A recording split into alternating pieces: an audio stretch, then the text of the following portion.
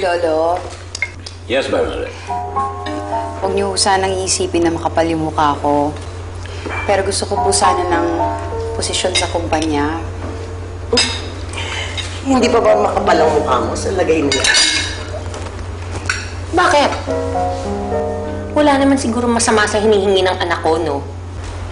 Di ba ho, may karapatan naman po si Bernadette bilang tunay na anak din naman po ni Cesar.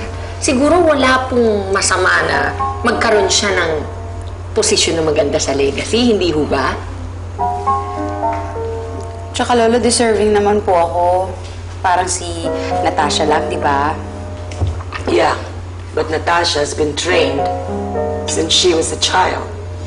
And she has a diploma to prove it. Ikaw, saan ka graduate? That's if you graduated. Kasi sa tingin ko, ibang business na natutunan mo sa nanay mo.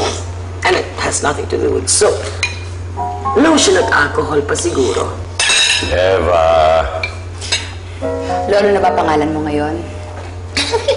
Kasi Lolo yung kausap ko, di ba? Smart Alec. Tama na yung bangayan dito. Ayoko ng bangayan sa harap ng pagkain. Eva, I think they're right. Si Bernadette ay isa rin Alcantara, kaya may karapatan siya. I'll think about it, Dee. Thank you, Lolo. Ikaw, Diana. I've seen you, right?